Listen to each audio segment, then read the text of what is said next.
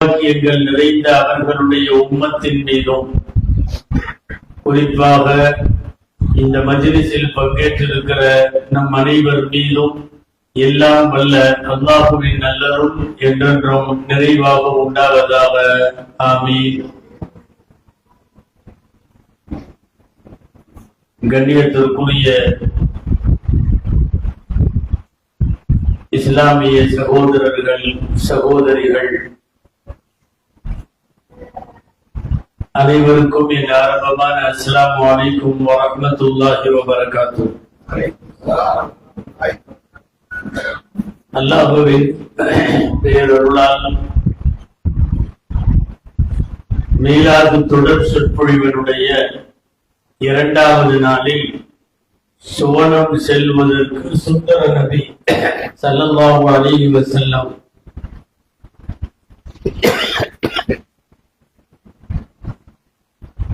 அவர்கள் கற்றுத்தந்த பாதைகள், வழிகள் என்கிற தலைப்பில் இன்ஷா அல்லாஹ் நபி மொழிகளில் காணப்படுகிற சுவனத்தினுடைய வழிகாட்டல்களில் சிலவற்றை உங்களோடு பகிர்ந்து கொள்ள ஆசைப்படுகிறேன். எல்லாம் வல்ல அல்லாஹ் பயன் தரும் விஷயங்களை நாம் பேசவும் கேட்கவும் தொடர்ந்து அது குறித்து சிந்திக்கவும் வரும் நாட்களிலே செயலாற்றவும் அல்லாஹ் அருள் புரிவானாக. ஆமீன்.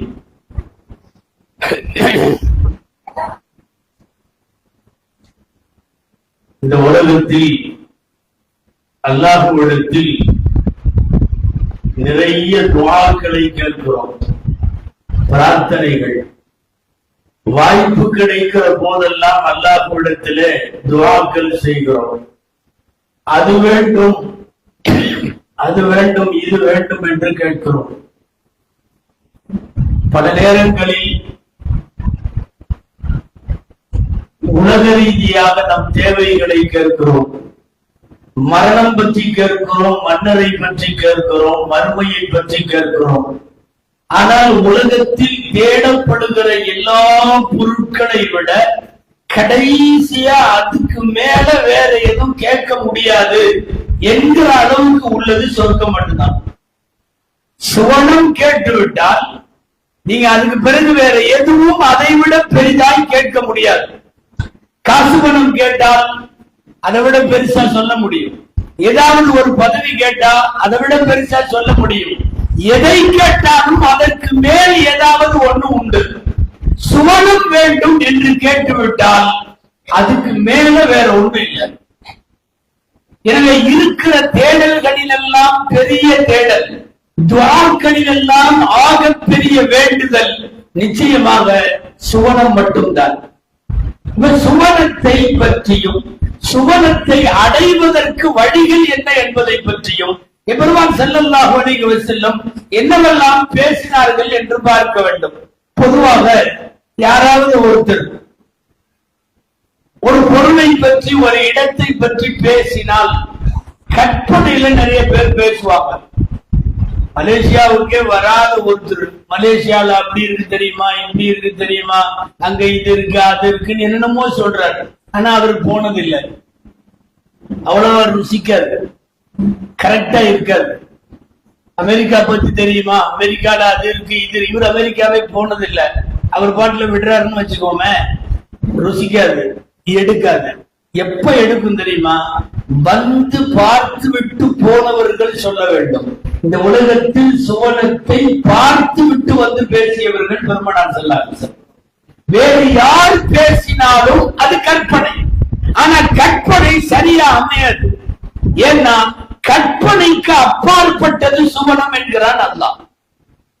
நபிகள் நாயகம் ஸல்லல்லாஹு அலைஹி வஸல்லம் சொல்லுகிறார்கள், சுவனம் எப்படி இருக்கும் தெரியுமா? மாலா ஐனுன் ரஅத், எந்த கண்ணும் கண்டிராது. வலா உதுனுன் சமிஅத், எந்த காதும் கேட்டிராது. வலா அலா கல்பி பஷரின் ஹத்தரத், எந்த மனித உள்ளமும் சிந்தித்திருக்காது. அதற்கு பெயர் சுவனம் என்கிறார்கள் நபி ஸல்லல்லாஹு அலைஹி வஸல்லம். எனவே பார்த்து விட்டு வந்து சொன்னால்தான் அதை சரியாக துல்லியமாக நேர்முக வர்ணனையை போல சொல்ல முடியும்.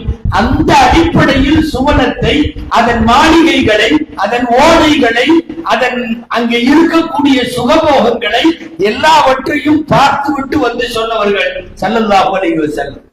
அதனால கேட்கிறப்போ அல்லாஹ்விடத்தில் சுவனம் கேட்க வேண்டும். தேவைப்பட்டால் சுவனத்தில் சில அந்தஸ்து இருக்கிறது அல்லவா, நமக்கெல்லாம் தெரியும். ஃபிர்தௌஸ் என்பது ஆக உயர்ந்த சுவனம். சலுல்லாஹ அல் ஃபிர்தௌஸ் அல்-அலா, நீங்கள் அல்லாஹ்விடத்தில் ஜன்னத்துல் ஃபிர்தௌஸை, சொர்க்கத்தினுடைய இந்த 8 சுவனங்களிலும் ஆக கடைசியான உயர்ந்த நிஅமத்துகளை கொண்ட சுவனம் ஃபிர்தௌஸை அல்லாஹ்விடம் கேளுங்கள் என்று நபி ஸல்லல்லாஹு அலைஹி வஸல்லம் சொல்லுவார்கள். சில பேர் எல்லாம் சொர்க்கமோ நரகமோ அதை பத்தி எல்லாம் கேட்கறதே இல்லை. டோட்டல் துவா ஆரம்பிச்சதுல இருந்து கடைசி வரையும் மூடு, படிப்பு, வியாபாரம், காசு, பணம், பீரோ, பொருளும் இப்படியே போயிடும் எல்லாமே. தவறு. பொதுவா எப்படி சொல்றாங்கன்னா, துனியா எந்த அளவுக்கு சின்னதோ அந்த அளவுக்கு துனியாவை பத்தி கேளுங்க, ஆகிருத்தி எவ்வளவு பெருசோ அந்த அளவுக்கு ஆகிருத்தை பத்தி கேளுங்கன்னா, நாம இப்போ குறைந்தபட்சம் சாதிப்போம் ஒரு கற்பனையில சொல்றதா இருந்தா 10% தான் துனியாவை கேட்கணும். ஏன்னா இது அவ்வளவு அற்பமானது, சின்னது, முடிவுறக்கூடியது, ரொம்ப குறுகிய காலம், எல்லாமே லிமிட்டடு. ஆனால் ஆகிரத் என்பது நீண்டது, நெடியது, நிரந்தரமானது, முடிவில்லாதது, அனைத்து சுகபோகங்களும் அழியாது. நீங்க இங்க என்னத்த உலகத்துல பண்ணாலும் சரி, கொஞ்ச நேரத்துல கெட்டு போயிடும். அருமையான உணவு, ஃபர்ஸ்ட் கிளாஸ் சாப்பாடு நைட் பண்ணிருக்கிறாங்க, காலையில வேலைக்கு வர நார ஆரம்பிச்சிடும். சுவனத்தினுடைய எந்த பொருளும் முடிவும் இல்லை, கெட்டு போகாது, எதுவுமே இருக்காது. அதுலயும் நல்லா இருந்தாலும் இருக்கும். நாம கை வச்சோம்னா பிஸ்மில்லாஹ் சீக்கிரமே கெட்டு போயிடும். சில பேர் சொல்லுவாங்க தெரியுமா, காலையில உணவு இருக்கும், நீ சாப்பாட்டுல கை வச்சியா அப்படிமா, ஆமா வச்சேன், முடிஞ்சு. நம்ம கை அவ்வளவு பறக்கத்தாங்க. சும்மா விட்டா கூட ஒரு 6-7 மணி நேரம் இருக்கும். கைய வச்சுட்டோம்னா 3-4 மணி நேரத்துல க்ளோஸ் ஆயிடும். உலகத்தின் எல்லா விதமான இன்பங்களுக்கும் முடிவு உண்டு, அளவு உண்டு, நிர்ணயம் உண்டு. மறுமையில் இது கிடையாது. நான் சொல்ல வர்றது, எப்போது கேட்டாலும் அல்லாஹ்விடத்தில் சுவனம் வேண்டும் என்று கேட்கணும், நரகம் வேண்டாம் பாதுகாப்பு போடுன்னு கேட்கணும். சில பேருக்கு துவா கேட்கறதே தெரியல, ரொம்ப குறுகிய வட்டத்தோட கேட்டு முடிச்சிடறாங்க. பூரா கடை, வியாபாரம், உள்ள படிப்பு, கல்யாணம், காரியம், இன்னும் இதே முடிச்சுட்டா இதெல்லாம் ஆக சின்னது. அல்லாஹ்விற்கு முன்னால் கொசுவை போல. ஒருத்தர் வெளியூர் போனப்ப நபி ஸல்லல்லாஹு அலைஹி வஸல்லம் அவரை பார்த்தாங்க. அவர் நிறைய பணிவிடை எல்லாம் செஞ்சாரு ரசூலுல்லாஹ்வுக்கு. நீ மதீனாவுக்கு வரும்போது வாப்பான்னு சொன்னாங்க. நம்ம சொல்லுவோம்ல, வீட்டுக்கு வந்தா வாங்க அப்படின்னு. அவர் நம்ம போன இடத்துல நம்மளை நல்லா கவனிச்சிருக்காரு, அதனால அவர் வீட்டுக்கு வந்தா அவரை ஏதாவது கவனிக்கலாம் அப்படின்னு சொல்லிட்டு வர சொன்னாங்க. அவர் கொஞ்ச நாள் கழிச்சு எதாச்சியா வந்தவர் ரசூலுல்லாஹ்ட்ட வந்துட்டார். வீட்டுல வந்து உட்கார்ந்துட்டார். ஸல்லல்லாஹு அலைஹி வஸல்லம் ஞாபகம் வந்துருச்சு. நன்றி கொள்ளாமை, நன்றி கொன்ற அந்த மாதிரி இல்லாம நன்றியை நினைவுல வைத்து நாயகம் கைமாறு செய்வார்கள். அப்ப நபி ஸல்லல்லாஹு அலைஹி வஸல்லம் கேட்டாங்க, உங்களுக்கு என்ன வேணும்? அவர் சொன்னாரு, என்ன கேட்கறதுன்னு தெரியல, என்ன வேணாலும் கேட்டு தரேன்னாங்க. ஆடு வேணும். ஸல்லல்லாஹு அலைஹி வஸல்லம் சொன்னாங்க, மந்தையில் உள்ள ஆட்டையெல்லாம் கொடுப்பாங்க. அப்புறம் என்ன வேணும்? நாய் வேணும், அந்த ஆட்டை பாதுகாக்கிறது. நாய் கொடுப்பா. ஒட்டகம் வேணும், கொடுப்பா. ஆடு மேய்க்கிற இடையன் வேணும், ஒரு ஆளை கொடுப்பா. எல்லாம் கொடுத்துட்டே வர்றாங்க. அவரோட வட்டமே அதுதான். பொதுவா ஒட்டகமும் ஆடும் மேய்ச்சிட்டு வளர்த்துட்டு இருக்கிறவங்கள்ட்ட வேற என்ன கேட்பாங்க? அவரு பூரா பால், கயிறு, ஆடு, மாடு இப்படிதான் கேட்பாரு. ரசூலுல்லாஹ் அவ்வளவுதானே மாட்டான், அவ்வளவுதான். அப்ப நபி ஸல்லல்லாஹு அலைஹி வஸல்லம் கேட்டாங்க, ஒரு பையன்கிட்ட நான் இதே கேள்வியை கேட்டேன். அந்த பையனுக்கு ரபியான்னு பேரு. அவனுக்கு 14 வயசு தான் அந்த பையனுக்கு. இந்த ரபியாட்ட உனக்கு என்ன வேணும் கேளுன்னு நான் சொன்னேன். அந்த பையன் 14 வயசு பையன் என்ன கேட்பான்? முட்டாய் கேட்பான், ஏதாவது பேச்சு பழம் கேட்பான், இந்த மாதிரி கேட்பான், தானே விளையாட்டு ஜாமான் தானே கேட்பான். 14 வயசு பையன் ரசூலுல்லாஹ்ட்ட சல் அப்படின்னு கேள் அப்படின்னு சொன்ன உடனே அந்த பையன் சொன்னாரு, அஸ்அலுக முராஃபகத்துக ஃபில் ஜன்னத்தி யா ரசூலல்லாஹ், அல்லாஹ்வின் தூதரே சொர்க்கத்துல நான் உங்க கூட இருக்கணும், அதுதான் வேணும் அப்படின்னாரு. பயங்கரமான பதில் இது. ரசூலுல்லாஹ் இப்ப இந்த வந்திருக்கிற விருந்தாளி இருக்காருல்ல, அதனால வந்து உட்கார்ந்து இருக்காருல்ல, ஆடுகள்லாம் கேட்டாருல்ல, அவர்கிட்ட சொன்னாங்க, அந்த பையன் கேட்ட மாதிரி உனக்கு கேட்க தெரியலையா அப்படின்னு கேட்டாங்க. அப்படின்னா என்ன அர்த்தம்? சொர்க்கம் வேண்டும், பட் அவன் சொர்க்கத்தை மட்டும் கேட்கல. அந்த பையன், அந்த பையனை குறித்து வரலாறுகள்ல இப்படி எழுதுறாங்க, அஃப்கஹுல் அரபு, ஒட்டுமொத்த அரபுலகத்தின் அறிவாளியான பையன். ஏன்னா வெறும் சொர்க்கத்தை மட்டும் கேட்கல, அதுல ஜன்னத்துல் ஃபிர்தௌஸ் கூடன்னு கேட்கல, சொர்க்கம் வேணும், அதுல நான் உங்க கூட இருக்கணும், ரசூல் கூட இருக்கிறதுன்னா அதை விட பெரிய அந்தஸ்து வேற ஏதாவது இருக்க முடியுமா? அப்படி ஒரு வார்த்தை. நபி ஸல்லல்லாஹு அலைஹி வஸல்லம் யாரெல்லாம் கொஞ்சம் கம்மியா, குவாலிட்டி கம்மியா யார் கேட்டாலும் இந்த பையனை பத்தி சொல்லுவாங்க, அவர் கேட்ட மாதிரி கேட்க தெரியலையப்பா, அந்த சின்ன பையன் அவ்வளவு கேட்டாரு அப்படின்னு சொல்லுவாங்க. சுவனம் எப்போதும் நம் துஆக்களில் வேண்டும். சரி, அந்த சுவனம் துஆ அல்லாஹ்விடத்திலே செய்தாலும் செய்யாவிட்டாலும் அவனா கொடுக்கணும் சொர்க்கம். என்ன அமல்? சுவனம் செல்லுவதற்கு சுந்தர நபிகளார் வழிகள் அப்படின்னு சொல்லி அதற்கு தலைப்பு போட்டு கொடுத்துருக்காரு. அது 100 வழிகளுக்கு மேல இருக்கு. நாளைக்கு நைட்டு இதே நேரம் வரையும் பேசிட்டு இருக்கான். இவ்வளவு அமல் இருக்குது. அவ்வளவு அமலும் சொர்க்கத்துக்கு போற அமல். அது தொழுக, நோம்பு, தக்வா, தஹஜ்ஜத், இபாதத்து, இறைபாதை, இல்ல தர்மம், தௌஹீது, ஷிர்க் இல்லாம இருக்கிறது, வட்டி வாங்க, அப்படி போயிட்டே இருக்கும். ரொம்ப முக்கியமான சொர்க்கத்திற்கு காரணமான, அது இல்லை என்றால் சுவனமே போக முடியாதுங்கிற மாதிரி உள்ள ஒரு 2-3 செய்தியை மட்டும்தான் இந்த கரெக்டா 1 ஹவருக்குள்ள நம்ம பேச முடியும். ஃபர்ஸ்ட் ஒண்ணே உலகத்துக்கே தெரிஞ்ச விஷயம், சொர்க்கம் போக வேண்டும், ஷிர்க் செய்யாமல் இருக்க வேண்டும்.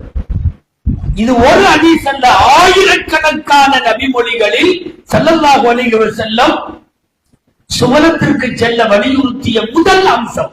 நீங்க வந்து கோடி ரக்காத்துகள் தொடுக்கலாம், கோடி நோன்பு வைக்கலாம், ஆண்டுதோறும் ஆயுள் முழுக்க ஹஜ் செய்யலாம், இந்த ஒண்ணு இருந்தா சொர்க்கத்துக்கு போக முடியாது.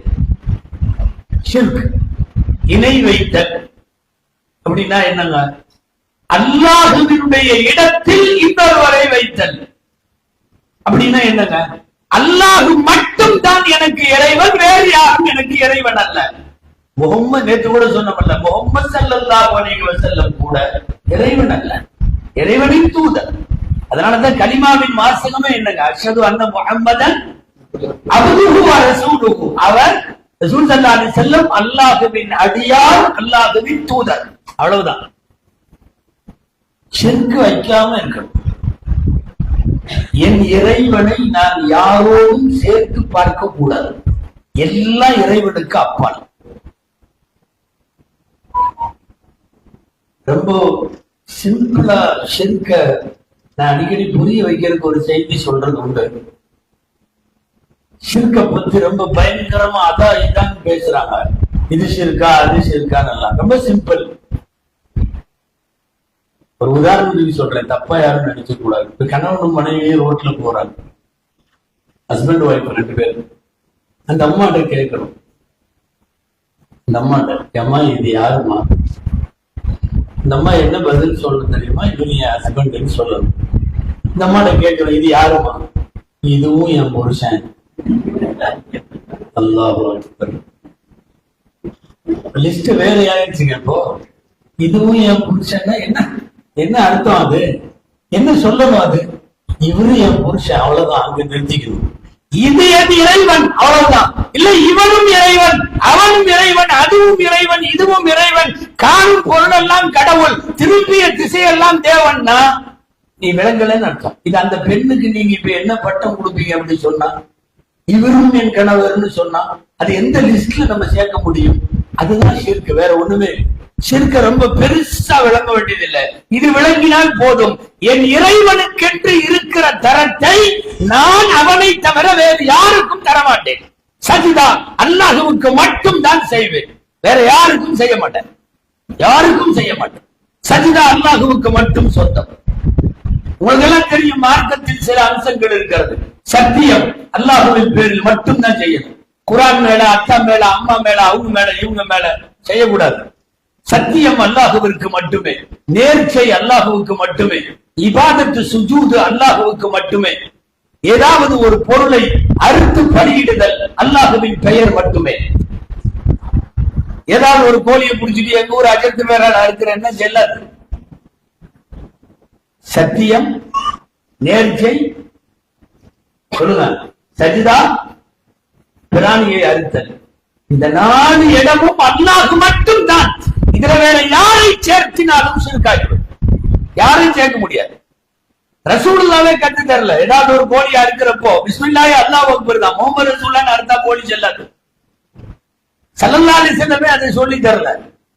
எனவே ஷிர்க் ஒண்ணே ஒண்ணு இல்லைன்னா அதுக்கப்புறம் சொர்க்கத்துக்கு போற கேட்டு நிறைய இருக்கு.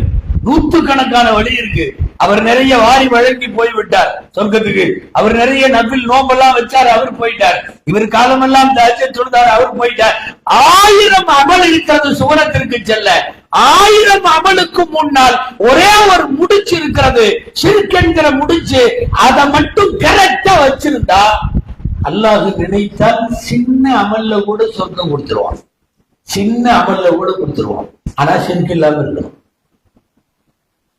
ஹதீஸ்ல வருகிறது அல்லவா, பிலால் ரலியல்லாஹு அன்ஹு, பிலால் இப்னு ரபாஹ் ரலியல்லாஹு அன்ஹு ஸல்லல்லாஹு அலைஹி வஸல்லம் சொன்னாங்கல்ல, ஏப்பா நீ என்னப்பா அமல் செய்யற, சொர்க்கத்துல எனக்கு முன்னாடி நீ நடந்து போற மாதிரி பாத சத்தத்தை நான் கேட்டேன் அப்படின்னாங்க.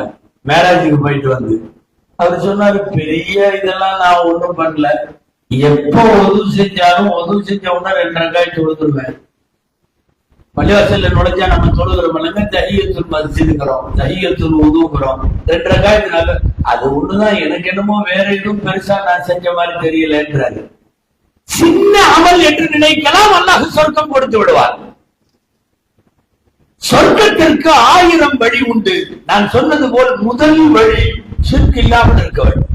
அல்லாஹுவை தவிர என்னுடைய நெத்தி பூமியில கீழே நான் வேற யாருக்கும் வைக்க மாட்டேன், வேற யாருக்கும் வைக்க மாட்டேன்.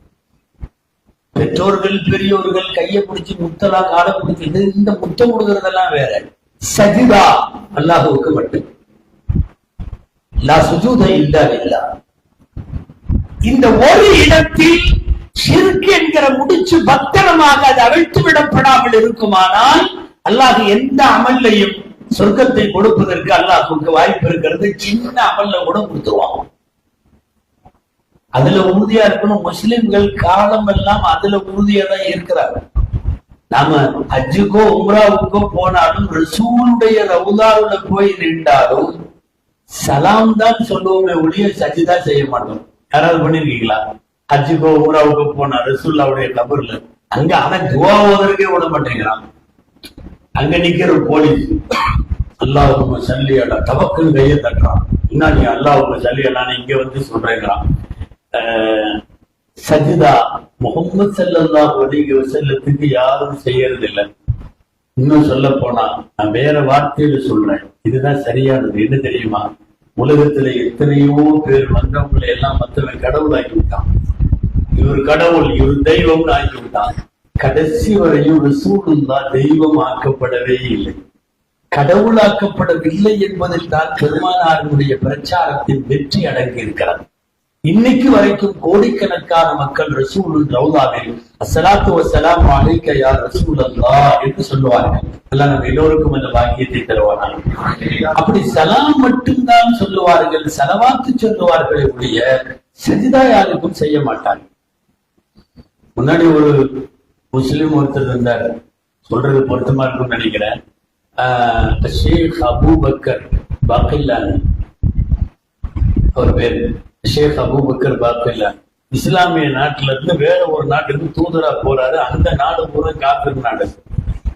அவன் மன்னர், அந்த மன்னர் வித்தியாசமான மன்னர். யாரு வந்தாலும் நேரா அவருக்கு சஜிதா செஞ்சுட்டா தான் அப்புறம் தான் பேசுவார். சில பேர் மேல போஸ்டுக்கு போயிட்டாங்கன்னா அப்படி ஒரு குச்சி வந்துடும், வர்றவனெல்லாம் காலில் விழுகணும் அல்லது வர்றவனெல்லாம் சஜிதா செய்யணும். நேரா வந்த உடனே எல்லாரும் சஜிதா செய்வாங்க. அப்படியே பழக்கி வச்சிருந்தாங்க அவனுக்கு. அப்போ மந்திரி போய் சொன்னாரு, நாளைக்கு அரபுல இருந்து ஷேக் அபூபக்கர் பாக்கில்லானே வர்றாரு உங்களை சந்திக்கிறதுக்கு. அரசு முறை பயணமா, அரசு முறை தூதரா அவர் வர்றாரு அப்படின்னு சொன்ன உடனே வரட்டும் எங்கிட்ட பேச வர்றாரு. ஆமா ஆமா சொல்லிட்டு நம்ம நிபந்தனை எல்லாம் என்ன வந்த உடனே எனக்கு செஞ்சாதான் இது பண்ணுவேன்னு சொல்லிட்டியா? சொல்லிட்டேன், ஆனா அவர் முடியாதுட்டாரு. இல்லைன்னா சந்திக்க முடியாது. இல்ல சந்திக்காம திருப்பி அனுப்ப முடியாது. இது ஒரு நாட்டினுடைய பாதுகாப்பு சம்பந்தப்பட்டது. அடுத்த நாட்டு தூதர் வர்றப்ப நம்ம உட்காந்து பேசித்தான் ஆகணும். அதே மாதிரி நம்ம நாட்டு தூதர் போனா அது அங்க போய்தான் ஆகணும். சரி சரி வர சொல்லு. இப்ப என்ன அவன் எல்லாரும் செய்யற மாதிரி எனக்கு செஞ்சா செய்ய மாட்டானா? செய்ய மாட்டாரு. சரி வர சொல்லு. என்ன பண்ணான்னு தெரியுமா? இந்த பெரிய கேட்டு ஒன்று இருக்குமல்ல, அரசருடைய இடத்துல நுழைய இருக்கு. உள்ளதான் சிம்மாசனம் போட்டு உட்கார்ந்து இருக்காரு. முன்னாடி பெரிய கதவு இருக்கு.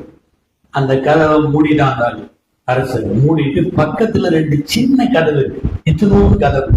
அந்த காலத்துல நம்ம ஊர்கள்லாம் இருக்குமல்ல, குனிச்சுதானே போவோம். ஊர்ல எல்லாம் கிராமங்கள்ல எல்லாம் பாத்தீங்கன்னா இப்பதான் அண்ணாந்து பாத்துட்டு போற அளவுக்கு வீடு கட்டுறோம். அந்த காலத்துல இத்தனோடு சின்ன ஊடா இருக்கும், குனிச்சுதானே போவோம். அந்த மாதிரி குனிச்சு போற மாதிரி 2 கதவை திறந்து விட்டான். அவனுக்கு என்ன ஒரு ஆசை, என்ன சரியா செய்ய மாட்டேன், ஆனா உள்ள வரும்போதே குனிஞ்சிட்டு வர இல்ல, அதுவே எனக்கு வெற்றி தான். அப்படி வரும்போதே ருக்குல தான் வர முடியும். இப்படி வர முடியாது, இப்படிதான் வர முடியும். அப்படி வர்ற மாதிரி 2 கதவை திறந்து விட்டான். ஷேக் அபூபக்கர் வந்தாரு. அவர் இந்த மாதிரி எத்தனையோ விதத்தை பார்த்தவர், புரிஞ்சுக்கிட்டாரு.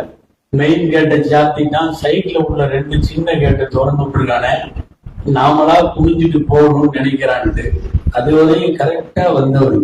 யாரும் தப்பா நினைக்காதீங்க, கரெக்டா வந்தவர் இந்த கதவு கிட்ட வந்ததுக்கு ஒரு வேலை பண்ணார். எது தெரியுமா?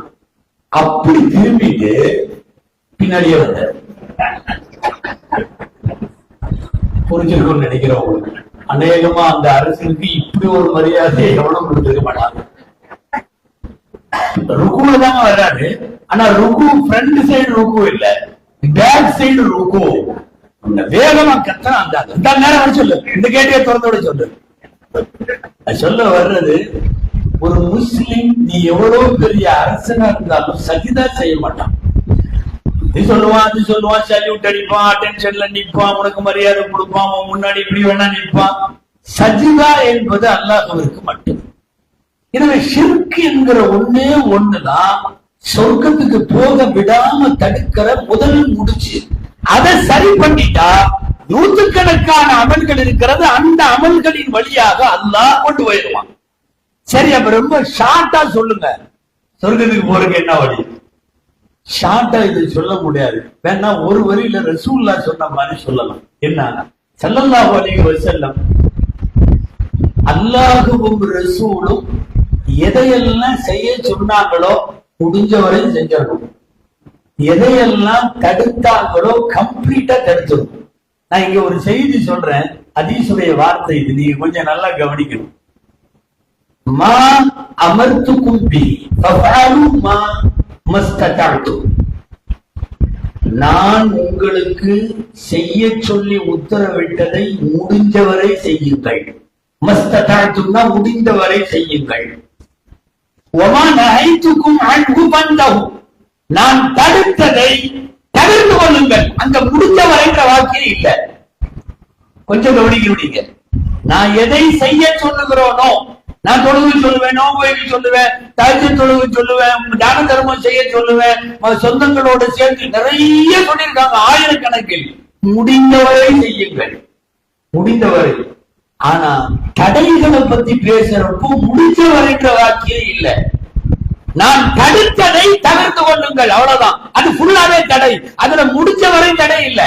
முடிஞ்சவரை தடை இருந்துச்சுன்னா எவன் எதுல இருக்கானோ அதுல இது மட்டும் முடியலன்றான்.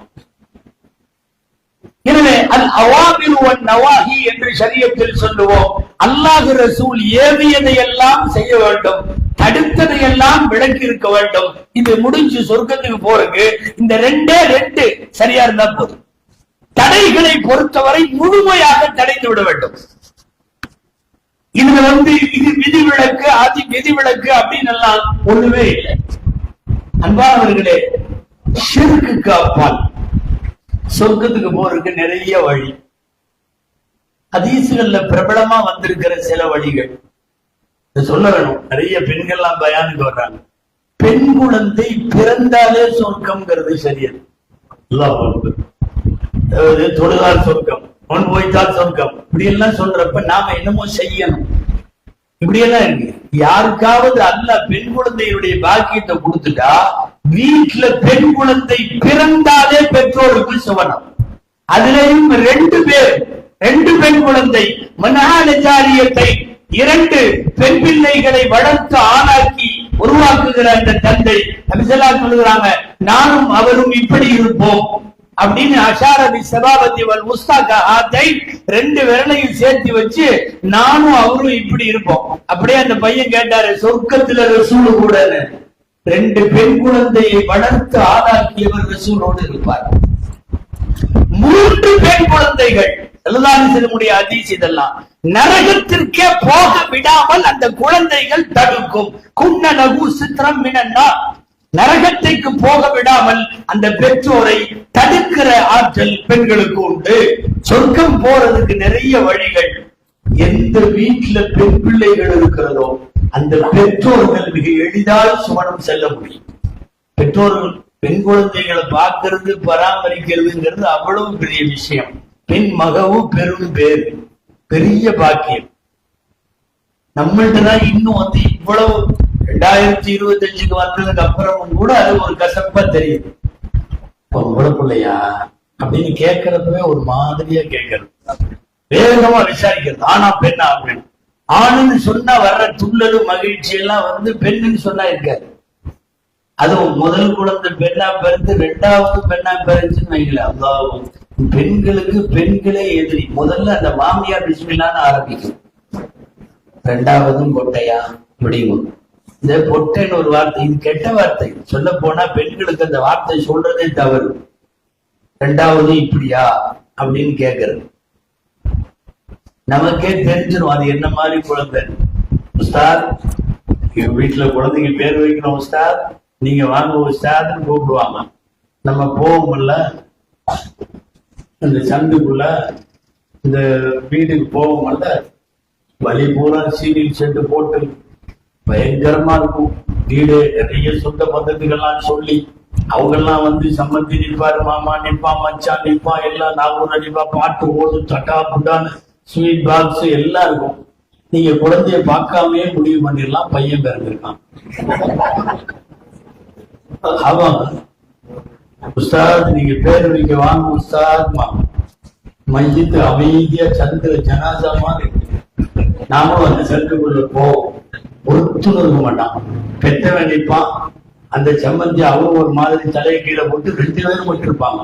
எந்த சொந்தத்துக்கும் சொல்ல மாட்டான், யாரும் இருக்காது. உட்கார்ந்து குழந்தை கொண்டு வைங்க, என்ன மாதிரி ஒரு பேர் வைங்க அப்படின்னா அது பொம்பளை புள்ள பிறந்திருக்குன்னு அர்த்தம். அது அவங்களுக்கு அவ்வளவு கசப்பா தெரியும். இந்த சப்ஜெக்ட் வந்துட்டதுனால சொல்றேன், நல்ல ஒரு விஷயம் தெரியணும். தாய்மார்கள் வந்திருக்கிறதுனாலே சொல்றேன். ஒரு தாய்க்கு ஆண் குழந்தையோ பெண் குழந்தையோ எது பிறக்குதுங்கிறது முழுக்க முழுக்க காரணம் ஆண் மட்டும்தான். இதுக்கு பெண்ணு சம்பந்தமே இல்லை. பெண்ணுடைய உடலோ அமைப்போ அவளின் கருமுட்டைகளோ எதுவும் காரணம் அல்ல. ஆண்களிடத்திலே இருக்கிற அணுக்கல்ல. இது சரியத்தும் இதுதான், சயின்ஸும் இதுதான். சயின்ஸ்லயும் கூட அந்த XY அணுக்கள் சேரணும். இப்படி சேர்ந்தால் ஆண் குழந்தை, அந்த ஆணுடைய அணுக்கள் அப்படி இல்லைன்னா பெண் குழந்தை. அப்படி எல்லாமே என்ன குழந்தை பிறகுதுன்னா காரணம் யாரு தெரியுமா? ஆம்பளை தான். ஆனா இந்த சமூகம் என்ன செய்யுது தெரியுமா?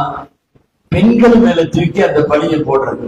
2வது இப்படியா, 3வது இப்படியா, நீ 2வது என் மருமக இப்படி பெற்றுட்டா பெண் குழந்தையன்னு திட்டுறதா இருந்தா மவளை முதல்ல உன் பையனை திட்டு, அவனைத்தான் திட்டணும். என்னத்த பண்றான்னு தெரியல, இப்படி வரிசையா பெண் குழந்தையா பிறக்குதேன்னு சொல்லி மகனை திட்டு. பெண்களை திட்டவே முடியாது. அபு ஹம்சான்னு ஒருத்தர் இருந்தார். அபு ஹம்சா மனைவியோட நல்லா வாழ்ந்துட்டு இருந்தார். பூரம் பெண் குழந்தை. வருஷம் 7-8 பெண் குழந்தை ஆகி போச்சு. கோபம் வந்துச்சு. இதான் அவர் வீடு. இன்னொரு மனைவியை கட்டிட்டு எதுக்காக ஆம்பளை போய் பிறக்கணும்னு கண்டு கொண்டு வந்து இங்க பக்கத்துல ஒரே ஒரு தடுப்பு தான் இடையில, 2 வீட்டுக்கு இடையில அங்க கொண்டு வந்து மனைவியை வச்சுட்டாரு. அவங்க பேசுறதெல்லாம் இங்க கேக்குது, இங்க பேசுறதெல்லாம் கேக்குது. 7-8 பெண் குழந்தை மக்களோட இந்த தாய் உட்கார்ந்துருக்கா. அங்க அவரு புதுசா மனைவி கட்டிட்டு வந்து சந்தோஷமா இருக்காரு. என்ன நம்பிக்கை இல்லைன்னா அடுத்து ஆண் குழந்தை பிறக்க போகுது. அசல்ல காரணம் இவர் தான். பெண்களை மாத்துறதுனால எல்லாம் பெண்ணா ஆனாவெல்லாம் பிறக்காது. சரி, அங்க போய் உட்காந்துட்டாரு. கிதாபுகள்ல உள்ள செய்தி சொல்றேன். இந்த அம்மா பெரிய கவிஞர். யாரு? 7-8 குழந்தைகளுக்கு தாய். அந்த அம்மா படிச்சது மாலி அபி ஹம்ஸலா யதீனா غضبان அல்லா தலிதல் பனீனா. ஒரு கவிதை, அரபு கவிதை. அபு ஹம்சாவுக்கு என்ன வந்தது? எங்கள்கிட்ட வரமாட்டேங்கிறாரு. அல்லா நலிதல் பனீனா, நாங்க ஆம்பளைகளை பெற்று கொடுக்கலன்னு சொல்லி எங்க மேல கோச்சுக்கிட்டு வரமாட்டேங்கிறாரு. சொல்லிட்டு அந்த அம்மா சொல்லுது அந்த முழுமையான நாங்க பாத்திரம் தான், நீங்கள் எதை பாத்திரத்தில் வைக்கிறீர்களோ அதை மட்டும் தான் பெற்று தருவோம். அதாவது தமிழ்ல சட்டியில உள்ளதுதான் அகப்பையில வரும் என்னமா சொல்லுவாங்கல்ல, அந்த மாதிரி நாங்கள் விளை நிலங்கள் விதைத்தது, நீங்கள் விதைத்ததைத்தான் பெற முடியும், வேறெதையும் நாங்கள் தர முடியா இப்படின்னு ஒரு கவிதை.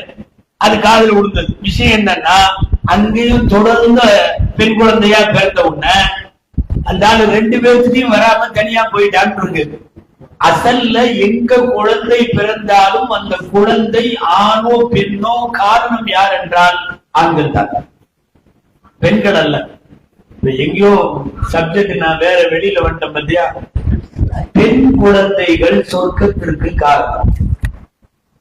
பெண் குழந்தையை பெறுவதும் வளர்த்து ஆளாக்குவதும் அவர்களுக்கு ஒழுக்கமும் மார்க்கமும் சொல்லிக் கொடுப்பதும் சொர்க்கத்தில் நுழைவதற்கு முக்கியமான காரணம். சுவனத்தில் நுழைவதற்கான முக்கியமான வழிகளில் இன்னொன்று என்ன தெரியுமா? நாம் எல்லோரும் அடிக்கடி கேள்விப்படுவது பெற்றோருக்கான பணிவிடை, அவர்களின் துஆ, அவர்களுக்கு பராமரிப்பு. இது எல்லாம் செய்யறது சொர்க்கத்துக்கு நேரா கொண்டு போய் விட்டுரும். அதுவும் ஹதீஸ்ல ரசூலுல்லாஹ் சொர்க்கத்துக்கு போக சொன்ன வழிதானே. எந்த அளவுக்கு பேசிட்டாங்க தெரியுமா? சம்மல் ஜன்னா, உங்க அம்மா இருக்கா? அம்மா இருக்கு, போ, உன் சுவனம் அங்கே. அவ்வளவுதான் சொர்க்கமே. சொர்க்கத்துக்கு போறதுக்கு வழி என்னன்னு பேசுறோம். சொர்க்கமே பெற்றோர் தான். இன்னைக்கு அந்த பெற்றோர்கள் ஒரு சுமையா நினைக்கிறான். இப்ப நினைச்சுக்கிறான், மாசம் ஒரு 5000 ரூபாய் கொடுத்துட்டா, மாசம் ஒரு 10,000 ரூபாய் கொடுத்துட்டா நம்ம அதோட போயிடும், ஒரு 500 வெள்ளியா அனுப்பிச்சு விட்டுருவோம், அவங்க எல்லாம் இருந்துக்குவாங்க. அதுக்கு பேர் அல்ல பெற்றோரின் பணிவிடை, அதுக்கு பேர் அல்ல பெற்றோரின் துவா. உலகத்தில் பெற்றோரை பார்த்து கொள்வது, பணிவிடை செய்வது, அவர்களை மகிழ்விப்பது, அவர்களுக்கு கண்குளிர்ச்சியாக இருப்பது, இதை விட சிறந்த அமல் அல்லாஹ் வேற எதுவுமே வைக்கல. ரப்புடைய இபாதத்துக்கு அடுத்தது 2வது அதுதான்.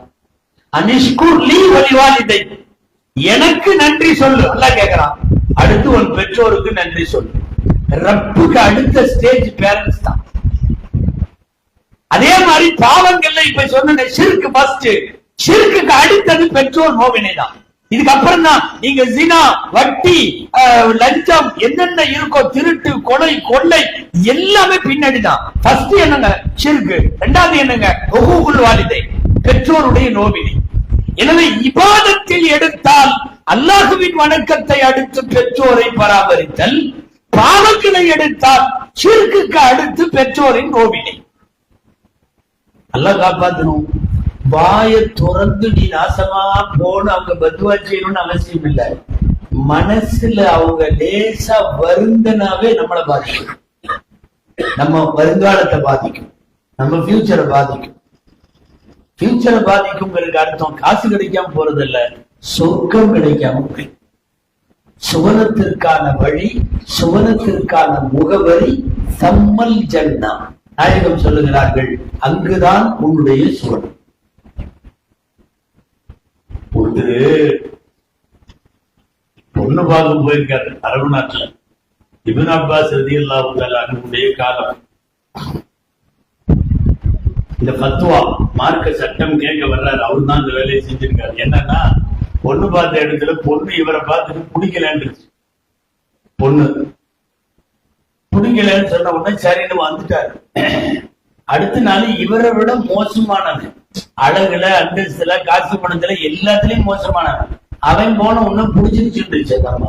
யார் அந்த பொண்ணு? இதாவது கோவம் வந்து போய் சாயந்தரம் வீட்டுல போய் கத்தியில குத்திட்டாரு. யார? பெண்ணை கொலை செஞ்சுட்டாரு. கொலை செஞ்சுட்டு அதுக்கப்புறம் வழக்கம் போல வருத்தம் வருது. ஏதாவது தௌபா செய்யலாமா, இவ்வளவு பெருசு வேணுமென்றே செஞ்சுட்டோமே, வாங்க பெரிய யாராவது மார்க்கு மேலிட்ட போய் கேட்கலான்னு விசாரிக்கிறாரு. அப்போது உலகத்தில் வாழ்ந்து கொண்டிருக்கிறார்கள் இப்னு அப்பாஸ் ரலியல்லாஹு அன்ஹு. அகில உலகத்திலே உள்ள தப்சீர்களுக்கெல்லாம், தப்சீர் அறிஞர் பெருமக்களுக்கெல்லாம் தலைவர் அவர். ஸல்லல்லாஹு அலைஹி வஸல்லம் சின்ன வயசுல இருந்து கூட இருந்தவர். இப்னு அப்பாஸ் ரலியல்லாஹு அன்ஹு சபையில பாடம் நடத்திட்டு உட்கார்ந்து இருக்கிறாங்க. முன்னாடி மாணவர்கள் எல்லாம் இருக்கிறாங்க, பெரிய பெரிய ஆளுங்கள். பாடம் நடத்திட்டு விரும்பி ஒரு நேரம் உள்ள வந்தார். இப்படி உள்ள வந்து வேணும்டே கொலை செஞ்சுட்டான்னா அவனுக்கு நரகம் தானவா அப்படின்னு கேட்டாரு. அவன் நரகத்துக்கு தான் போகணுமான்னு கேட்டாரு. என்ன விஷயம் சொல்லுன்னு கேட்டாங்க. நடந்தத பூரா சொன்னார். இந்த மாதிரி நான் பொண்ணு பார்த்தேன், அது என்னை பிடிக்கலன்னுச்சு, ஆனா என்னோட மோசமானவனை செலக்ட் பண்ணிருச்சு, நான் அந்த இதை வந்து கொலை பண்ணிட்டேன், எனக்கு தௌபா உண்டான்னு கேட்டேன். கேட்ட உடனே இப்னு அப்பாஸ் எல்லாருக்கும் வருத்தமா சில வார்த்தைகள்லாம் சொல்லிட்டு அவனை பார்த்து, நீ தௌபா செய்யணும் அப்படின்னு சொல்றப்ப கேட்டாரு, அல்லக்க மின் உம்மி, உங்க அம்மா ஹயாத்தோட இருக்காங்களான்னு கேட்டாரு. யாரு? இப்னு அப்பாஸ் எல்லாம் இல்ல, மௌத்தா போயிட்டாங்க. சரி, அக்ஸரில் இஸ்திக்பார் வதுப் அலை, அல்லாஹ்ட்ட அதிகமா இஸ்திக்பார் செய்ய, தௌபா செய்யோ அப்படின்ட்டாங்க. அவரு போயிட்டாரு. முன்னாடி உட்கார்ந்து இருந்த மாணவர்கள ஒருத்தருக்கு சந்தேகம். ஆமா, ஏன் உங்க அம்மா உயிரோடு இருக்கான்னு கேட்டாங்க. கடைசி பதில முதல்ல சொல்லிருக்கலாம்ல, அதிகமா இஸ்திக்பார் செய்ய, போய் தௌபா செய்ய அப்படின்னு சொல்லலாம்ல. இடையில உங்க அம்மா உயிரோடு இருக்கான்னு கேட்டாங்களே, என்னன்னு கேட்டதுக்காக. பாடம் முடிஞ்ச உடனே உஸ்தாத் வீட்டுக்கு போனப்போ இவரு பின்னாடியே போனார். அவர் பேர் அத்தாவுல் குராசானின்னு பேர். இப்னு அப்பாஸ் ரலியல்லாஹு மாணவர். அவரும் பெரிய முஃபஸ்ஸிருல் குர்ஆன், தஃப்சீர் விரிவுரையாளர். பின்னாடியே போய் உஸ்தாத் ஒரு சந்தேகம். என்ன? ஆமா, அவரு கொலை செஞ்சுட்டேன், தௌபாவுக்கு என்ன வழின்ட்டு வந்தாரு. கடைசியில தௌபா செய்ய, இஸ்திக்பார் செய்யுன்னு சொன்னீங்க, ஆனா இடையில நீங்க அவங்க அம்மா உயிரோட இருக்கான்னு கேட்டீங்க, எதுக்கு கேட்டீங்க? இப்னு அப்பாஸ் சொன்னாங்க, எவ்வளவு பெரிய கொலைகாரனாக இருந்தாலும் போய் தாயுடைய காலடியில உட்கார்ந்து தாய்க்கு தேவையான பணிவிடைய ஒருத்தன் செஞ்சுட்டு இருந்தா அல்லாஹ் அருளோடு பார்க்கறதுல உலகத்துல இந்த மாதிரி இருக்கிறவனை விட வேற யாரையும் அல்லாஹ் அருளோடு பார்ப்பதில்லை. புரியுதா? உலகத்துல இறைவனின் அருள் நிறைய இடத்துல இருக்கலாம். தாய்க்கு பணிவிடை செய்கிற பிள்ளைகளை ரஹ்மத்தை கொண்டு அல்லாஹ் பார்ப்பது போல் உலகத்தில் வேறு யாரையும் பார்ப்பதில்லை. எனவே அம்மா உயிரோட இருக்குதுன்னு அவன் சொல்லியிருந்தான்னா, போய் உங்க அம்மாட்ட நீ மௌத்தா போற வரை பணிவிடை செஞ்சுக்கிட்டே இரு அப்படின்னு சொல்றதுக்காக கேட்டேன். அவரு அவங்க அம்மா மௌத்துன்னு சொல்லிட்டாரு, அதனால போய் நீ தௌபா செய்ய, இஸ்திக்பார் செய்யன்னு சொல்லிட்டேன். நீங்க கவனிக்கணும், தாய்க்கோ தந்தைக்கோ பணிவிடை செய்கிற, நமக்கு எவ்வளவு வயசானாலும் சரி, நீங்க பணிவிடை செய்யறதுன்னு ஒண்ணு நம்ம நல்லா திடகாத்திரமா இருக்கிறப்போன்னு நினைக்க வரலாம். மகளுக்கு வயசு 60, தாய்க்கு வயசு 80ன்னு வைங்களேன். 60 வயதிலும் 80 வயது தாய்க்கு தேவையான எல்லா பணிவிடைகளையும் யார் செய்து வருகிறாரோ அல்லாஹ்வினுடைய அருள் அவங்க மேல விழுகிற மாதிரி வேற யார் மேலையும் விழுகாது. அன்பானவர்களே, இன்னொன்னு இருக்கு. அப்படியே சொன்ன மாதிரி தாய் தந்தையை பராமரித்தல் அப்படிங்கிறது மாசமான பணம் பண்றது மட்டுமல்ல, மாசமான காசு கொடுக்கறது மட்டுமல்ல. அது இன்னைக்கு பைத்துல் மால் கூட கொடுக்கும். அது இன்னைக்கு பள்ளிவாசல்ல கூட எனக்கு ஒண்ணும் இல்லைன்னா கொடுப்பாங்க. ஏழை எளியவர்களுக்கு எத்தனையோ பேர் கொடுப்பாங்க. நீயும் இல்ல, நீ கூட வச்சு பராமரிக்கிறது தான் உலகத்துல பெரிய இபாதத். சொல்றப்ப சில பேருக்கு சங்கடமா இருக்கும். அதெல்லாம் இன்னைக்கு உள்ள காலத்துல எப்படி, அது நாங்கெல்லாம் வேலைக்கு போறோம், அது இது எங்களுக்கு செலவு, அப்படி எல்லாத்துக்கும் வாயும் இருக்கு வயிறும் இருக்கு. அவர்கள் உன்னுடைய பெற்றோர்கள். அல்லாஹ் சொல்லிட்டான், அவ்வளவுதான். குர்ஆன்ல ஒரு ஆயத்து வரும், வபனீன ஷுஹூதா அப்படின்னு வரும். யா அய்யுஹல் முத்தஸிர், முத்தஸிர்ல வருது வபனீன ஷுஹூதா வமஹத்து லஹு தம்ஹீதா. ஒரு ஆளை பத்தி சொல்றான் அல்லாஹ். வலீத்னு தலைவர் பேர், மக்கால இருந்தார், காபிரா இருந்தார். ஆனா ஊர் தலைவர், நாட்டாம. 10 ஆம்பளை பசங்க. எப்போ வரும்போதே 10 பேரோட தான் வருவார். அப்படி பயங்கரமா இருக்கு. அவர் எங்கேயாவது வந்தா 10 பேரோட வருவாருங்க. 10 பேர் எல்லாம் ஜவான்கள். நீங்க கேள்விப்பட்டிருப்பீங்க, சஹாபிகள்ல பெரிய ராணுவ தளபதி காலித் பின் வலீத் ரலியல்லாஹு அன்ஹு, அவர்லாம் இவருடைய மகன். காலித் பின் வலீத் ரலியல்லாஹு அன்ஹு மகன்கள்லாம் பெரிய சஹாபி ஆயிட்டாங்க. இவர் காபிரா தான் இருந்தார். வலீத் பயங்கரமா வருவார். அல்லாஹ் சொல்லிட்டே வர்றான், நான் அவருக்கு காசு கொடுத்தேன், வலீதுக்கு பதவியை கொடுத்தேன், எல்லாம் கொடுத்தேன். உடன் வைத்து பராமரிக்கிற பிள்ளைகளை கொடுத்தேன். உடன் வைத்து பாக்கியம் கவனிக்கணும். அந்த ஆயத்தோட தப்சீர்ல எழுதுறாங்க, அந்த 10 பேரும் அத்தாவை விட்டுட்டு வெளியூர்ல போய் பொழப்பு போக மாட்டாங்க. உள்ளூர்ல தான் என்ன வியாபாரமோ எவ்வளவு கிடைக்குதோ அது உள்ளூர் தான். என்னன்னா, தகப்பனாரை விட்டுட்டு வெளியூர் போக மாட்டோம், அவர் மௌத்தா போனதுக்கு அப்புறம் தான் வெளியூர் போவோம் அப்படிங்கிற முடிவோட இருந்தாங்கன்னா 10 பேர் கூடவே வச்சிருப்பாங்க. எங்க வெளியே போனாலும் கூட போவாங்க. அந்த ஆயத்துல எழுதுகிறார்கள், பெற்றோர்களை உடன் வைத்து பராமரித்தல் என்பது இங்கே குர்ஆனிலே பேசப்படுகிறது. மாசமான உடனே காசு அனுப்பிச்சு விட்டேன், நான் வந்து எங்க அம்மாவை நல்லா பாத்துக்கிட்டேன், எங்க அத்தாவை நான் நல்லா பாத்துக்கிட்டேன். இல்ல, சில பேருக்குலாம் அதுதான். இப்ப என்னன்னா, எங்கேயோ அவங்க இருக்கட்டும், நல்லா இருக்கட்டும், இங்க நம்மளை வந்து டிஸ்டர்ப் பண்ணாம இருந்தா போதும், அவ்வளவுதான். அன்பானவர்களை, பெற்றோர்கள் உடன் வைத்து பராமரிக்கப்பட வேண்டியவர். எவ்வளவு காலத்துக்கு பாத்துற போறீங்க? ஒருத்தர் அப்படி கேட்டாரு ரசூலுல்லாஹ் ஸல்லல்லாஹு அலைஹி வஸல்லம், எங்க அத்தா அம்மாவெல்லாம் நான் சின்னதா இருக்கிறப்போ எங்க அத்தா அம்மா கூட இருந்தோம், சாப்பாட்டுக்கே வழி இல்லாம கஷ்டப்பட்டோம். அப்ப எங்களுக்கு வந்து சரியான உணவு கிடைக்காது, உடை கிடைக்காது, ரொம்ப கஷ்டத்துல எங்களை வளர்த்தாங்க. நல்ல கிருபையில இன்னைக்கு நான் நல்ல பெரிய ஆளாகி பெரிய பிசினஸ் எல்லாம் பண்ணி நல்லா சம்பாரிச்சு நிறைய வசதி வந்துருச்சு. இன்னைக்கு எங்க அத்தா அம்மா என்னை பாத்துக்கிட்டாங்கல்ல சின்னதுல, அதை விட ரொம்ப பயங்கரமா சொந்த வீடு, அது இது, ஏசி ஓசின்னு எல்லா வசதியும் வச்சு நான் வந்து எங்க அம்மா அத்தாவை பாதுகாக்கிறேன். அப்போ நான் ஓரளவு என்னுடைய பெற்றோர்களுக்கு நான் செய்ய வேண்டியதை செஞ்சுட்டேன்லன்னு கேட்டாங்க. ஒருத்தர் ஸல்லல்லாஹு அலைஹி வஸல்லம் பதில் சொன்னாங்க,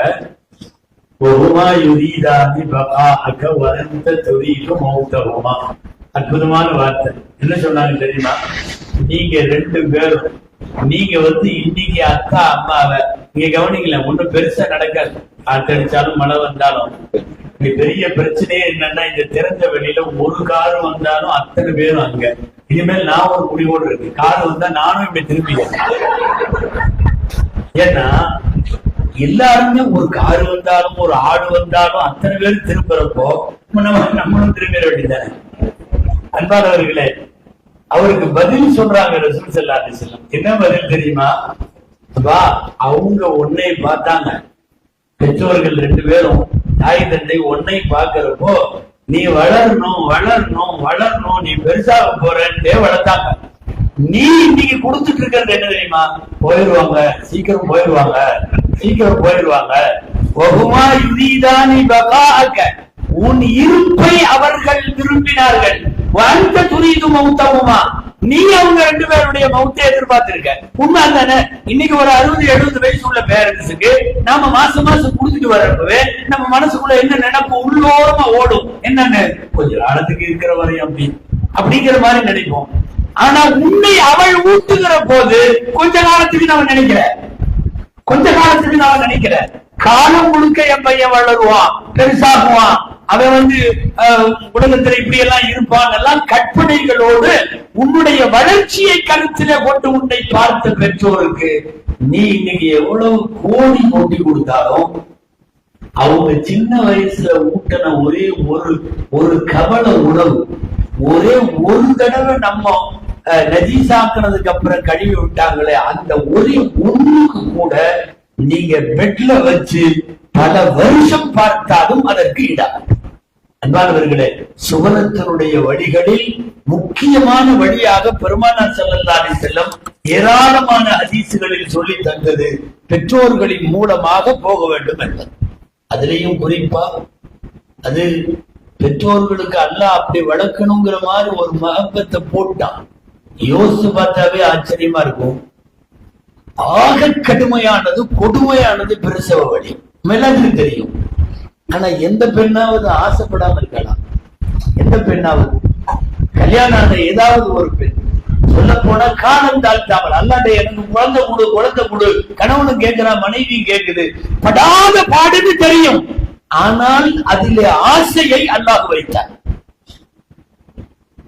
எப்படி என்ன வார்த்தைகள் சொல்றதுன்னு தெரியல. பெற்றோருடைய அருமை. குழந்தை பிறக்குதுன்னு வைப்போங்க, ஆஸ்பத்திரியில இந்த பெட்ல பிறகுது, குழந்தை பிறகுது. குழந்தைக்கு ஏதோ ஒரு தொச்சம், ஏதோ ஒரு டிசேபிள், ஏதோ ஒரு விரல் அதிகம், அல்லது ஒரு கண்ணு மாறு கண்ணு, அல்லது ஏதாவது ஒரு குறை, மூக்கோ கண்ணோ காதோ வாயோ உறுப்புகள்ல ஏதாவது பிரச்சனை, அந்த மாதிரி ஒரு குழந்தை இங்க இருக்கு. பக்கத்து பெட்ல அவ்வளவு அழகான குழந்தை. வேணும்னா அந்த நர்ஸ் வந்து இந்த தாயிட்ட கேட்கிறமே, கேட்டு பாக்கணுமே, ஏமா உன் குழந்தை கொஞ்சம் ஒரு மாதிரி இருக்குது பாக்குறதுக்கு, நீ கொடுத்துரு. அந்த பக்கத்து பெட்ல உள்ள அழகான குழந்தையை நான் உனக்கு வாங்கி தர்றேன், அவங்க கொடுக்கறதுக்கு தயாரா இருக்காங்க, நீ உன் குழந்தையை கொடுத்துருன்னு கேட்டு பாருங்க. ஊனமுற்ற குழந்தையா இருந்தாலும் தாய் கொடுக்க மாட்டாங்க. ஊனமுற்றவள் குழந்தை கைகால் இல்லாம ஊனமா பிறந்திருந்தாலும் அழகான குழந்தை உனக்கு மாற்றாக தருகிறோம் என்று சொன்னாலும் தாய் ஏற்க மாட்டாள். தாயை பொறுத்தவரை ரப்பு குழந்தையை பெறுவதிலும் சரி, பெற்ற குழந்தையை வளர்ப்பதிலும் சரி, ரப்பு அப்படி ஒரு பாசத்தை, பிரியத்தை அவனாக ஏற்படுத்தி விட்டார். அன்பானவர்களே, அதனால்தான் அல்லாஹ்விற்கு அடுத்தபடியாக இந்த உலகத்தின் ஆக பெரிய விஷயம் பெற்றோர்களுடைய பாதுகாப்பு என்பது. நான் நிறைவுபடுத்துவதற்கு முன்னால் ரொம்ப முக்கியமான 1-2 மட்டும்தான் சொல்றோம். இறைவனின் பாதையில செய்யப்படுகிற சதகா நேர சொர்க்கத்துக்கு கொண்டு போய் விட்டுரும். தான தர்மம் எந்த மாதிரி தெரியுமா? பிரதிபலன்கள் இல்லாத தான தர்மம். பக்கத்து வீட்டுக்காரனுக்கு எல்லாம் கூட கொடுக்கறப்ப தான தர்மம் பிரதிபலன் லேசா இருக்கும். அதுல இன்னைக்கு நாம கொடுத்தா அவன் அடுத்து கொடுப்பான். இன்னைக்கு ஒரு 500 வெள்ளி மொய் வச்சா அடுத்த 500 வெள்ளி அவன் வைப்பான். ஏதோ ஒரு எதிர்பார்ப்புகளே இல்லாமல் அல்லாஹ்வுக்காக என்று சொல்லி தரப்படக்கூடிய தர்மம். குர்ஆன்ல வாக்குறுதியே வருது.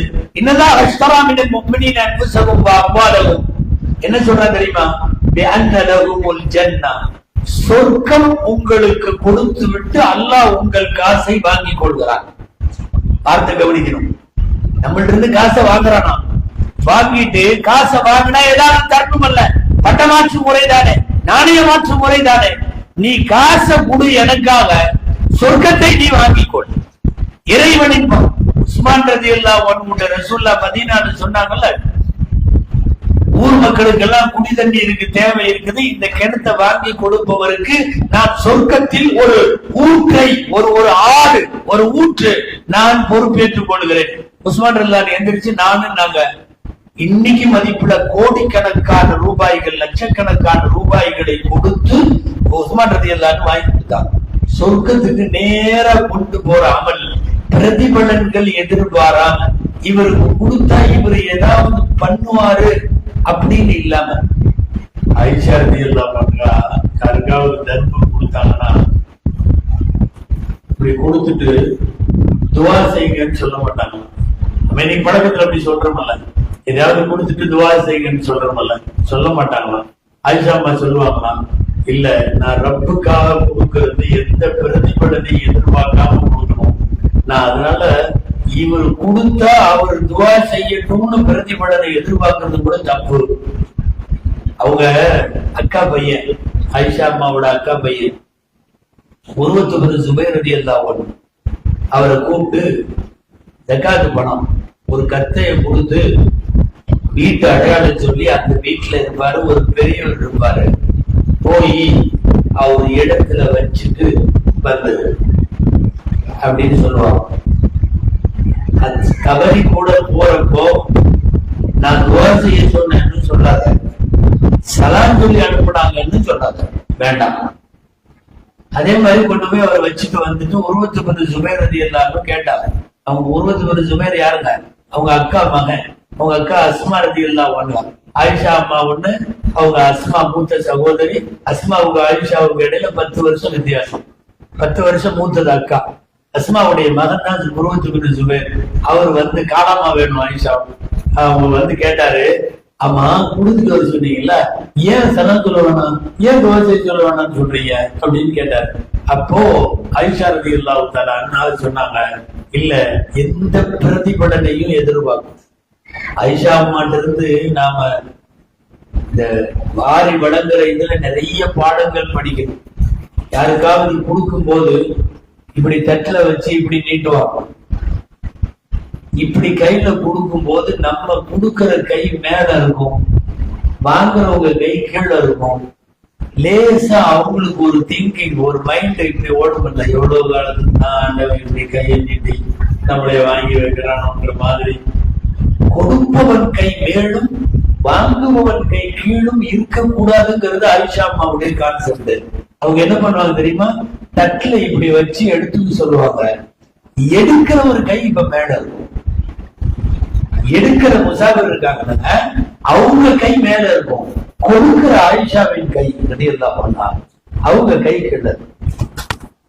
அன்பானவர்களே, அல்லாஹ்விற்காக பிரதிபலன்களை எதிர்பாராமல் கொடுத்தால் நேர சொர்க்கம். நம்ம நினைக்கலாம் லட்சக்கணக்கில், அதெல்லாம் ஒண்ணு வேணும், ஒரு வெள்ளியா இருந்தாலும் சரி, ஆண்டவன் எங்கேயோ அதை கபூல் செஞ்சுட்டாங்கன்னா அது வேற. அந்த தான தர்மம் பெண்கள் நிறைய செய்வாங்க, தான தர்மம். சுபைதான் ஒரு அம்மையார் இருந்தாங்க. சுபைதான் ஒரு அம்மையார் யார் தெரியுமா? அரசருடைய மனைவி. ஹாரூன் ரஷீத் பாதுஷான பெரிய அரசர், அல்லாஹ் அக்பர், நேர்வழி பெற்ற கலீஃபாவாக பறந்து விரிந்த பேரரசை ஆண்டவர். அவங்க மனைவிதான் சுபைதா. எக்கச்சக்கமான சொத்து. அந்த அம்மா தான் கணவன்கிட்ட சொன்னது என்னன்னு, பகதாதுல இருந்து ஹஜ்ஜுக்கு போற அரபா மைதான வரையும் ஒரு 6 தோண்டுங்க என்னுடைய பேராலன்னு சொன்னாங்க கணவன்கிட்ட. நம்ம எல்லாம் 5 கோடி நகை கேட்போம், பட்டு சேலை கேட்போம், என் பேர்ல ஒரு இடம் வாங்கி கொடுன்னு கேட்போம். ஹாஜிகளுக்கு தாகம் தீர்க்க பகதாதுல இருந்து எது வரைக்கும்? அரபா மைதானம் வரையும் கவர்மெண்ட் அதேபடி உத்தரவு போட்டுச்சு. கணவராகிய அரசர் ஹாரூன் ரஷீத் உத்தரவு போட்டாரு. இன்னைக்கு வரைக்கும் தண்ணி இப்ப இல்ல, அங்கங்க சைட்ல குழாய் பதித்து அப்படியே ஒரு தடம், ஆற்று தடம் பகதாதுல இருந்து அரபா வரை இருக்கு. அரபால இருந்து தெரியும். அவங்க எதுக்கு சொல்ல வர்றேன், அந்த அம்மா நிறைய தர்மம் செய்வாங்க.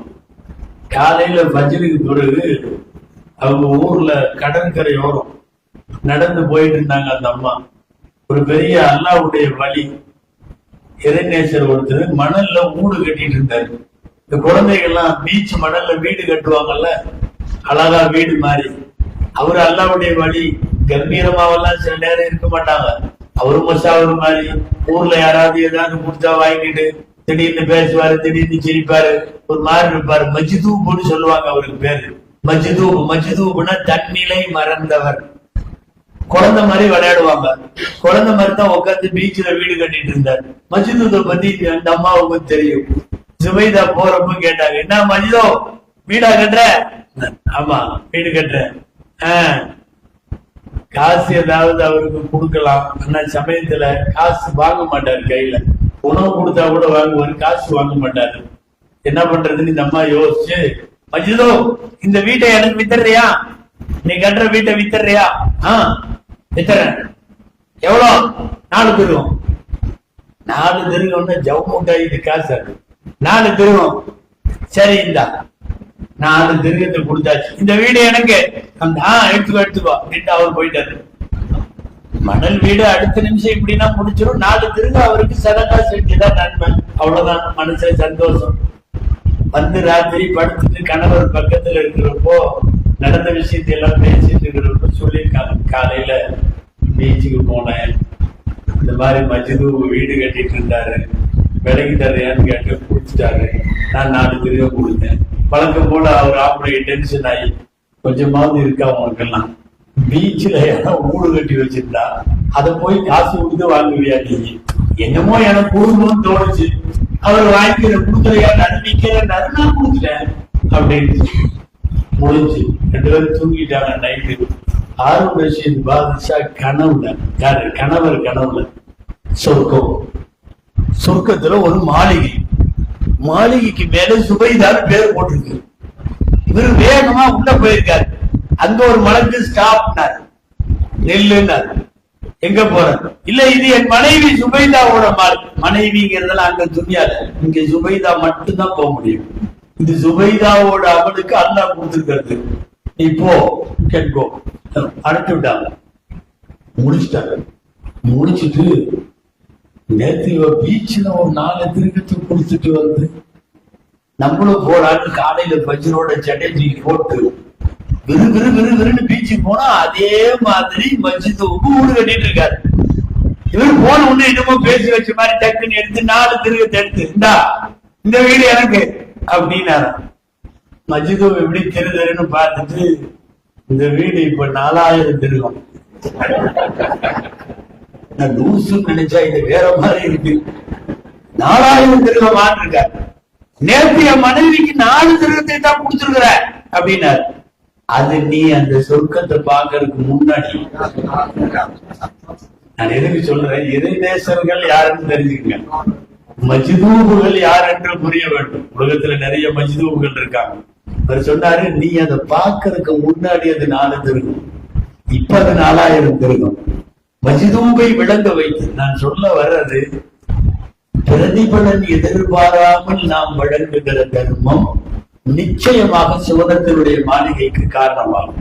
எனவே 1 மணி நேரம் நிறைவடைகிறது. நான் சொன்னதை மீண்டும் தொகுத்து சொல்லுகிறேன். என்ன அமல் செய்கிறோமோ இல்லையோ, சின்ன அமலோ பெரிய அமலோ, நன்கு கவனித்துக் கொள்ளுங்கள். ஷிர்க் இல்லாமல் இறைவனை சந்தித்தால் சொர்க்கம் நிச்சயம். லா இலாஹ இல்லல்லாஹ் முஹம்மது ரசூலுல்லாஹ் வாழுகிற போதும் வாயில சொல்லிக்கொண்டே இருந்து வஃபாத்தின் போதும் சொல்லிவிட்டார் சொர்க்கம் உறுதி. ஒவ்வொரு ஃபர்து தொழுகைக்கு பின்னாலையும் சலாம் கொடுத்த உடனே ஆயத்துல் குர்சி ஓதினால் சொர்க்கம் உறுதி. நம்மால் அதிகமாக முடிந்தவரை 3வது கலிமா தம்ஜீத் என்று சொல்லுகிறோம் அல்லவா, சுப்ஹானல்லாஹி வல்ஹம்துலில்லாஹி வலா இலாஹ இல்லல்லாஹு வல்லாஹு அக்பர் என்று சொல்றோமா இல்லையா? அந்த சுப்ஹானல்லாஹி வல்ஹம்துலில்லாஹுடைய கலிமா அதிகமாக சொல்லுதல் சொர்க்கத்துக்கு காரணம். நாமெல்லாம் இதுதான் மனப்பாடமா தெரியுமான்னு நாம கேட்கிறோமல்ல, அந்த குல் ஹுவல்லாஹு அஹத் சூரா அடிக்கடி ஓதுபவர்கள் சொர்க்கத்திற்கு காரணம். அபூ தர் அல்-கிஃபாரி ரலியல்லாஹு அன்ஹு அவர் சுவன பிரவேசத்தை பற்றி பேசுகிற போது ஜிப்ரீல் சொன்ன வார்த்தை, அவர் ஏன் இவ்வளவு பெரிய அந்தஸ்து தெரியுமா சுவனத்தில்? லிகஸ்ரத்தி கிராஅத்திஹி குல் ஹுவல்லாஹு அஹத், அதிகமாக குல் ஹுவல்லாஹு அஹதை அவர் ஓதி வருவார். இதுவெல்லாம் சுவன பிரவேசத்திற்கு முக்கிய காரணம். நான் தொகுத்து சொன்னேன். பெண் குழந்தைகளை வளர்த்து ஆளாக்குதல், பெற்றோர்களை உடன் வைத்து பராமரிக்குதல், அதே போல பிரதிபலன்களை எதிர்பாராமல் தர்மம் செய்தல், இவைகள் எல்லாமே சுவனத்திற்கு காரணம். அல்லாஹ்விடத்தில் துஆ செய்வோம். அல்லாஹ் ஜல்ல ஷானுஹு தஆலா வாழும் காலமெல்லாம் லா இலாஹ இல்லல்லாஹ் முஹம்மது ரசூலுல்லாஹ் கலிமாவோடு வாழ்ந்து வஃபாத்தின் போதும் அந்த கலிமாவை சொல்லி நபிகள் நாயகம் ஸல்லல்லாஹு அலைஹி வஸல்லம் அவர்கள் சொன்னது போல் கேட்கிற போதெல்லாம் சுவனத்தை கேட்டு அல்லாஹ் நம் எல்லோரையும் மறுமையில் நாயகம் ஸல்லல்லாஹு அலைஹி வஸல்லம் அவர்களோடு சுவனத்தில் வீற்றிருக்க செய்வானாக. ஆமீன். வ ஆகிரு தஅவானா அனில் ஹம்துலில்லாஹி ரப்பில் ஆலமீன். அஸ்ஸலாமு அலைக்கும் வரஹ்மத்துல்லாஹி வபரகாத்துஹு.